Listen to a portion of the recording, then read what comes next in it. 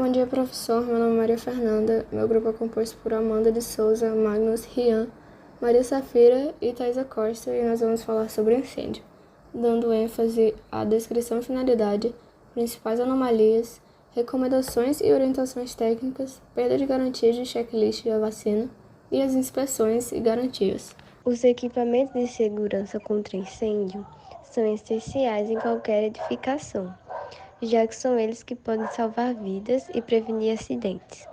Existem diversos itens que são obrigatórios nas empresas e devem se encontrar em locais de fácil acesso. E por que investir nesses equipamentos de segurança contra incêndio? A segurança das pessoas sempre deve vir em primeiro lugar, especialmente em empresas, onde o fluxo de circulação é muito alto. Ao ter os equipamentos certos, você pode evitar muitos prejuízos para a instituição, como multas e interdições. As empresas que não tomam cuidado com a segurança podem levar multas ou interdições de acordo com a norma regulamentadora NR23. Nem é preciso dizer que a proteção dos colaboradores da empresa e de todos precisa vir em primeiro lugar. Investir em equipamentos de prevenção e combate a incêndio é uma forma de preservar a vida, algo que não tem preço. Olá, boa tarde. Meu nome é Amanda e eu vou falar um pouco sobre as principais anomalias que podem causar um incêndio. Primeiramente, eu gostaria de destacar as más condições ou a falta de cuidado com as instalações elétricas, porque elas estão no topo das principais causas de incêndio, porque são um fator de risco relevante, visto que elas são capazes de gerar com facilidade faíscas e combustões por aquecimento. E isso pode ocorrer devido à sobrecarga, que é quando existe uma incompatibilidade entre a voltagem do aparelho e o sistema elétrico local, e também pode ocorrer pela utilização de materiais de baixa qualidade e, por fim, o superaquecimento por excesso de uso de alguns equipamentos, por abuso ou negligência do uso de aparelhos, principalmente em relação ao tempo que eles ficam ligados. Outra anomalia que pode causar um incêndio é o transporte ou armazenamento inadequado de líquidos inflamáveis. Isso porque os líquidos inflamáveis são extremamente perigosos e capazes de promover a propagação rápida das chamas. Sendo assim, esse tipo de material deve ser armazenado sempre em vasilhames adequados e mantidos bem fechados. Além disso, líquidos inflamáveis e combustíveis precisam ser mantidos longe de equipamentos que produzam faíscas e fontes de ignição, para que não haja risco dos vapores entrarem em contato com essas fontes de calor. Outro fator que contribui nesse caso é o descuido, como o descarte de pontas de cigarro em locais de grande risco e uma grande quantidade de produtos inflamáveis em locais que não haja segurança, principalmente durante reformas e pinturas. Por fim, eu gostaria de destacar também os raios como uma anomalia que pode causar incêndios.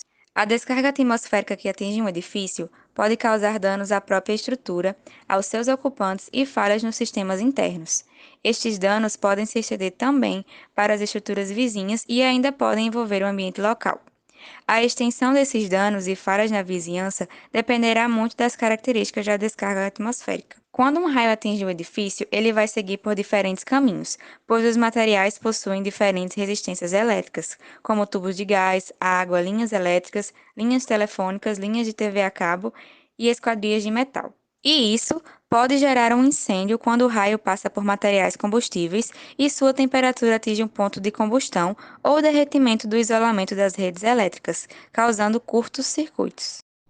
Agora a gente vai apresentar algumas orientações técnicas e recomendações para essas principais anomalias citadas, começando pela sobrecarga e mau acabamento, onde é preciso sempre atentar ao projeto, né? Cada projeto ele vai ser feito para suportar uma determinada carga de equipamentos. E é sempre preciso ter atenção no manual do proprietário. Ele sempre deve ser consultado para assim evitar essa sobrecarga. Lembrando que o acréscimo de carga e alterações nas proteções devem ser acompanhados por profissionais habilitados. E essa questão da preocupação com a habilitação profissional deve ser uma preocupação em todo o passo de uma construção, reforma e instalações, porque coisas simples de acabamento, como cabos voltados para fora, é um grande causador de acidentes, principalmente envolvendo crianças e idosos. No caso do líquido inflamável, vou focar aqui principalmente na questão do gás de cozinha, que é importante sempre verificar periodicamente a validade e o estado dos componentes do sistema de gás. E sempre que for se ausentar por bastante tempo, fechar essa rede.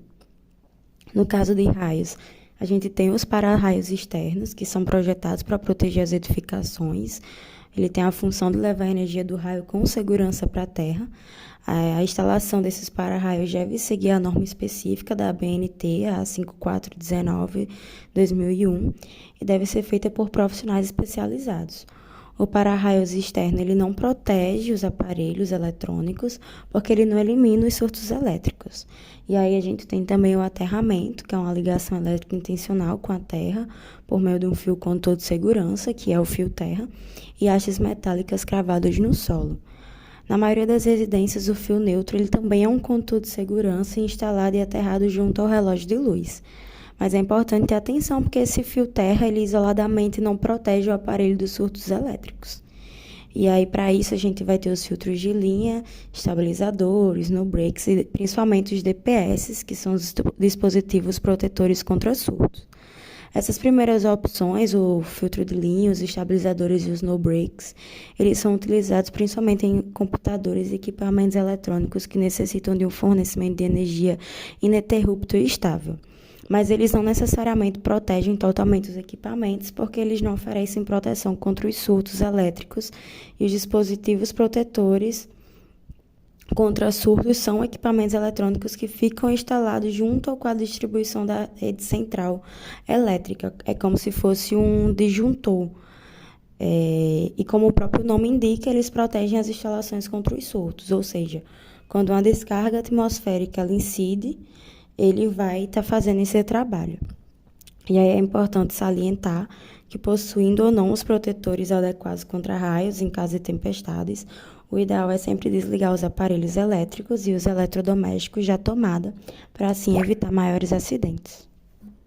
Basicamente, a inspeção de incêndio é a verificação das condições dos equipamentos e dispositivos que fazem parte do projeto de prevenção e combate às chamas, a fim de garantir que tudo esteja sempre em pleno estado de funcionamento.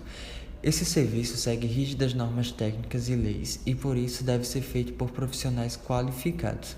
A frequência da inspeção de incêndio pode variar de acordo com uma série de fatores, incluindo o tipo de equipamento e a ocorrência de uma emergência, por exemplo, mas também pode ser feita sempre que os responsáveis pela segurança do local acharem necessário. Em termos gerais, no entanto, a periodicidade é a seguinte: hidrantes. Todos os meses, é importante verificar as condições gerais dos hidrantes para garantir que estão em boas condições, incluindo a caixa, a mangueira, o esguincho e o engate. A inspeção especializada, no entanto, deve ser feita anualmente. Extintores. Os extintores devem ser inspecionados todos os anos, mas mensalmente funcionários, moradores ou brigadistas precisam verificar esses equipamentos visualmente para garantir que não estão com avarias, obstruídos, vencidos ou descarregados. Válvulas. As válvulas não podem ficar fechadas ou obstruídas e por isso devem ser avaliadas com frequência, mas a cada 6 meses é essencial abrir e fechar cada uma delas e, se for preciso, providenciar a lubrificação desses dispositivos. Bombas de incêndio. Semanalmente, as bombas devem ser acionadas para evitar a perda de pressão. Todos os anos, no entanto, uma equipe qualificada deve testar a pressão e a vazão da água para, dessa forma, garantir a eficiência dos equipamentos. Quando a inspeção de incêndio acaba, a equipe responsável emite um relatório completo com todas as informações necessárias para que sejam providenciados consertos ou substituições em equipamentos e dispositivos que apresentam algum tipo de problema.